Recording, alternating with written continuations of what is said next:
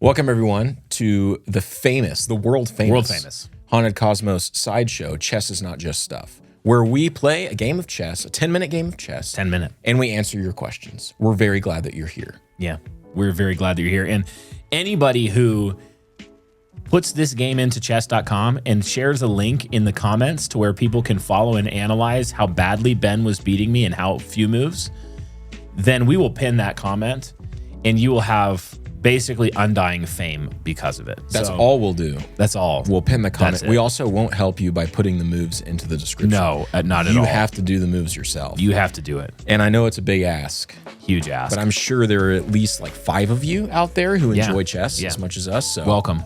Yeah, welcome. All right, you ready, Ben? Well, why don't you Let's cue up the first question and you ready to go? I'm ready. We're going to play D4.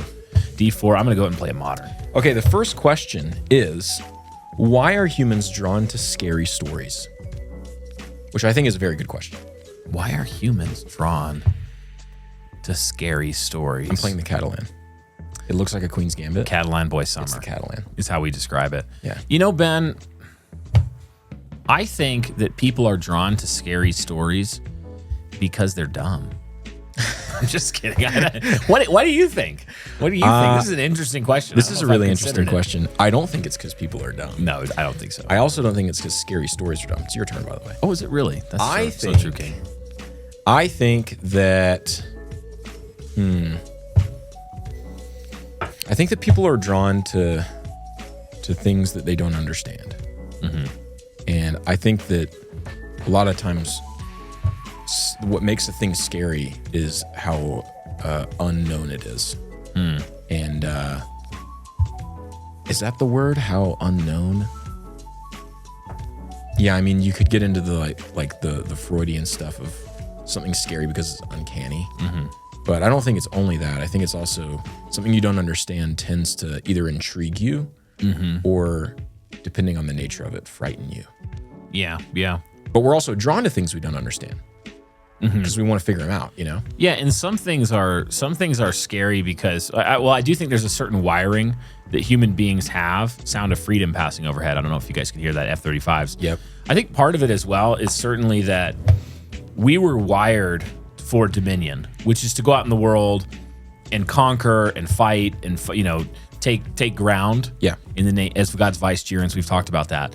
So I do wonder as well if the fear instinct, I'm thinking in terms of the adrenaline instinct, Yeah. is also related to that. Does that make sense? Instinct is real. Yeah. Like if you see something that is a threat, that's perceived as a threat, then you're going to not be like drawn to it. Yeah. You know? That makes sense. Dude, you're trading your bishop? Everyone knows that in the Catalan position, the goal is to get the dark squared bishop out and immediately trade it off for a knight and not even damage the structure. It doesn't matter. Because my dark squared complex with the pawns is about to be OP. Wow.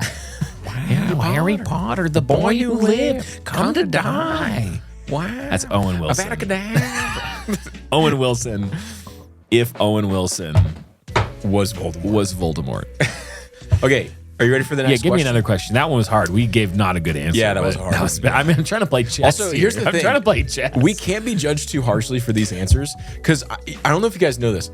Playing chess and answering my question is hard. Yes, it's your turn. What the heck? Dude, I pushed my pawn. Are you kidding me? I pushed my pawn. Dude, I'm trading right back. Okay. Dude. Do it then. Bro, dude, it's so hard to play chess anyway. Yeah. Okay, next question is, how has your congregation, Brian is a pastor, how has your congregation responded to the show? Have they been like, I think the subtext is like, have they been weirded out by it? Do they think that it's a good idea, bad idea? How have they responded? I have an answer. Yeah, we've got a lot of people who are really interested in it and follow and listen. Well, the funny thing is a lot of kids, the 8 and up kind of kids really love Haunted Cosmos. And they, to the point where we have to stop talking about Haunted Cosmos, guys. It can't be your whole personality. You're right. It can't be your whole personality can't be the aliens or demons. That it can be a significant part of your personality. It can be maybe even a super majority, but it can't be all. It just can't be the whole thing.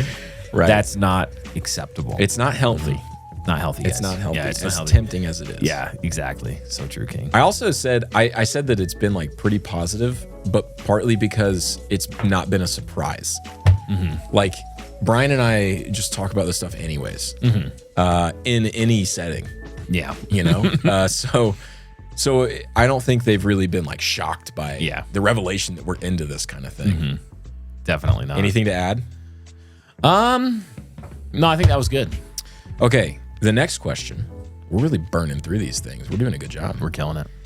I mean, it's like the Obama meme where he's putting the medal on himself. We're just over here like, bro, we're so handsome and we're doing so good. No one asked for this. Did you see on Concerning Angels? Someone commented. It's actually pinned. They said, "You guys are so handsome." I did see that. What a comment! I mean, what a that's the kind of comments we're looking for on YouTube. It was insanely ones that say that we're handsome. Right. You know what I'm saying? That's right. Exactly. Try to, dude. Please try to bring that. Please look at this. Dude, let's go. You have just blundered into one of the classic all-time blunders. Okay, Which is it's the fork. Oh my goodness. It didn't actually work at all. Oh wait, you didn't even do the thing. Dude, whatever. Okay. Let's not. When I say the fork, I mean you just blundered a pawn, is what happened. I blundered a pawn to open my rook, obviously on purpose. So the next question is: do you think that getting into this sort of thing can dangerously open you up to attacks? I suppose from the dark realm. That's the gist of the question. I'm making it sound like it's a dumb question. It is. No, it's a good question. I just don't know how else. We've actually gotten this one quite a bit. Yeah, we have. I think that there is certainly a danger there, and that people who are, in fact, this is one of the reasons that we made this show in the first place, is because there, I think, is a huge growing interest in the paranormal, and I think a lot of it is tremendously irresponsible, and I also think that a lot of it is irresponsible even from the Christian direction, but also irresponsible particularly in people getting obsessed. And so one of the things I wanted to do with the show is to make a show that said, we're going to investigate these things analytically and from a Christian perspective. We're going to try to give answers to them so that you have categories of thinking that are good, true, and beautiful, basically. And you know what I'm saying? Jerk. Dude, that night's done. Yeah, so the point, you're saying that the primary point of the show is not to scare, but rather to like inform thought. Inform thought. And the other thing is, it's not to scare. Okay, that's important to realize. But some people do get hung up in like the fact that we are telling spooky stories, there's sound design, and there's an aspect of entertainment to it. Right. But I think it's important for people to understand that our goal in the entertainment aspect of the show is to make the truth telling as potent as possible. Right. Because good stories are one of the best ways, the most potent ways to convey truth in a way that gets into people's soul helpfully, right? I was actually just reading today that great story about Tolkien talking to Lewis when Lewis is still like a staunch atheist, and Lewis is is in a conundrum. Marketing. Product place. No, I'm just taking a drink, Ben. You're right. A normal drink. This is like Wayne's World. Whenever. Anyway, that water's so refreshing in this world is not stuff mug. Comment if you know the Wayne's World reference. Anyway. So yeah, he's telling a story about how Lewis was at a conundrum because he loved Western canon, which is full of myth. Yeah. But he was like, but it's worthless. Myth is worthless because it's not true. And Tolkien said, actually, myth is one of the greatest ways, and sometimes the only way, to accurately, how did he word it? To actually implant truth in the mind of someone. That's really good. And the reason is because we are created by God, and we're God's imagers, and God is a storyteller. Yeah. And so we are most compelled by story. Yeah. Which I think is a really fascinating point. But also, when you're telling a good story, you can't just hamstring the bad guy. That gives them no teeth. That means that there's no stakes. Yeah. You have to have stakes. And in order to have stakes, you have to show the true reality of just how wicked a thing is, and then also just how glorious the good thing is. It's like you have to do both, is my point. It's not glorifying darkness when N.D. Wilson writes Ashtown Burials and gives just a It's a horrible move. what in the world was that? Such a bad move. Dude, I am here for it. Oh well. Good for you, Ben. Good for you. It's not glorifying darkness when he makes that story and makes it really good. Yeah. And really, really compelling pictures of evil. Right. It's not glorifying darkness when Melkor and when Sauron and when Saruman and his betrayal and treachery is painted in really black colors. Yeah, and also it has the consequences of it are really ugly and detrimental to everyone else. Yeah. Like, Did I just lose the game? no, that I really did have a really bad move. That's all it was. It was a Okay. bad move. I thought maybe I just lost the game. No, you didn't lose the game. And I was like, You did not lose the game. what is Ben doing? I can't emphasize enough how bad of a move. Dude, I love it. Ben normally destroys me in chess, probably 8 out of 10 games, I think, I don't know. about over I the don't board. know. That seems a little generous to Dude, me. it is bad. It is so bad. Yeah. We are so not back, and it is so bad when we play chess. You ruined my move. I was going to do this tactic where I put my knight here and you took, and then I took your knight there. That would have been It's cool. going to be just cool. I mean, Yeah, it was equal, but it would have been cool. Well, you would have won a pawn, right? No, your pawn still would have been there. Oh, that's right. But then, no, it would have been. But I your wouldn't queen I would have wouldn't been won it. in. Would have My queen would have been infiltrated. To quote Tom Cruise from Mission Impossible 5, infiltrated. Infiltrated. Yeah. That's right. Okay, so the next question. Yeah. This one's a little bit more theological. Genesis 15, dyslexia. Genesis 14, verse 5, mentions the Rephaim, the Zuzim, and the Emim, and the person is wondering, and this is in the context of the kings from the east have taken everyone in the Jordan Valley, Kedorlaomer and his whole posse have come to Sodom and Gomorrah, and Melchizedek's involved. Yeah. And they take Lot, and then Abraham goes and saves the day. Okay. And it says that they come in through the Gilead region, or Golan Heights, and they defeat the Rephaim, the Zuzim, and the Emim before going into the Jordan Valley to defeat the Canaanites and all of their various clans. The question is, do you think that the kings from the east could have been giants? Yes. Okay. So I think it's possible. I disagree. I think it's at least possible. What are you thinking? I think that it can't be, it's a little confident. I don't think it is because it says that the kings from the east were the ones that came into the Gilead region, and the clans that they fought there were giant clans. So the Rephaim, the Zuzim, and the Emim. And part of why the Jordan Valley clans didn't panic when they heard that Kedorlaomer was coming over to put him in line was because they would have had to go through those giant clans.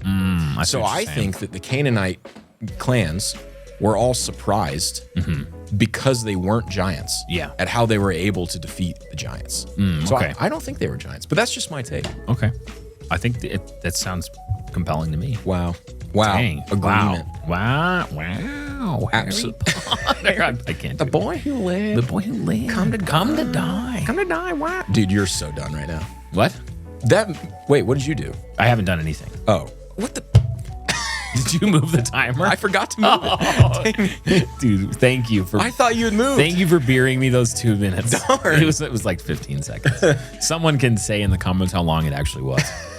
Dang it. Yeah, this is a good tactic because if you take Okay, easy. the queen's under attack, you win a pawn, and I can't take back because of the bishop.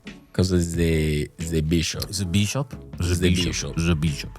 But it's just loss of a pawn. I mean, I'm not that scared of losing a pawn. Yeah, it's so true. It's just lost. I'm gonna be honest with you. Get it. I'm gonna be honest with Okay, you. the next question is about drugs. Okay. The person says that he or she, no, it's a he, Christian. He's seen a lot of formerly drug addicted people in his line of work, I suppose. Yeah. And one of the things that they have in common is that a lot of them claim like very visceral, dark spiritual experience while they're high. So the question is, do you think that the use of certain drugs can kind of open you up to that realm in a much more potent way than like reading stories about it could? There's 3 possibilities that I see, and I have an inclination towards one of them. One possibility is that drugs simulate experiences like that, you know, where they make you hallucinate, but there's nothing real to it. That's an interesting idea. It's just simulation. Another idea would be that drugs give you an awareness of things that are all around you all the time. They open up your senses in a way that you can access. This is like the idea behind some of the DMT mushroom stuff. People are taking drugs in an attempt to thin the veil so that they can access the spiritual. Right. That's different from the third option, which is saying that it just opens you up. Because opening you up is a possibility in the sense that it could just make it so that you're more vulnerable to them. Yeah. But what I'm saying is that second option is that it actually just does give you senses that you don't normally have. Or like heightened senses that are kind of latent otherwise. Yeah. I don't hold that second view. I've just heard people say it a lot. I don't think that mushrooms give you a portal to like that they actually give you extra perceptions or things like that. I think that what they do is they open you up to deception because you're not sober-minded. One of the reasons for maintaining sobriety is because we need to keep a sober mind.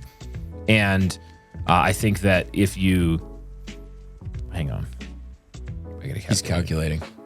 While you're calculating, I'll say Go something ahead. too. Yeah, sorry. Go ahead. So I think that the second view is possible. I don't think it's probable. Yeah. But the reason I think it's possible is because I think that humans have far more than just 5 senses. And so I could see a world maybe where something that has a negative effect, which is a lack of sobriety, also maybe has another effect that I'm not going to call good or bad, which is that it actually raises the sensibility of one of those more latent senses. I think it's possible, but it just doesn't smell very good, pun intended, senses. The other thing is that the sobriety thing I do think is really important. No, I haven't really thought about that much before. Yeah, you're more open to deception and apt to have them interact with you in a way that would reinforce deceptions that might be close to the truth but lead you away. Yeah. Like, oh, you're accessing this spirit realm. Isn't it amazing? This, come back, do this again. Give more permission to us. Let us in. And that's what you call foolish, dangerous. I also think it's pretty compelling. Man, this is a bad game. Did you just hang that knight? Yeah, just entirely cleanly hung the knight. Dude, I'm with you. Just destroyed the knight's dead. Dang, it's over. Okay, well, another thing that I think is compelling in that kind of same vein is some of the testimony that I've heard from like people in Peru, like the witch doctors or something in Peru or Chile, or even over in the Middle East. And they're talking about, taking ayahuasca or peyote or whatever it is they're doing. And they're like, oh yeah, all of those watchers and all of those aliens, when we're on this stuff, it's like having a lunch meeting at your corporate job. Like we can summon them and talk to them. And so that I think that you can reconcile that with the deception stuff for sure. You didn't hit your timer again. Dude, if you flag me, wow. I want everyone to know. Dude, we did a pilot episode of this. Gonna flag okay? You. What are you talking about? I don't remember. We did a pilot, episode. I destroyed Brian. A pilot episode? I destroyed Brian. This is fake news. Dude, this is talking about deception. I'm going to flag you. You have 20 seconds. I'm going to flag you, he says. I'm going to do it. Dude, I dare you to flag me. I'm going to do it. It's happening. I dare you. It's already essentially happening.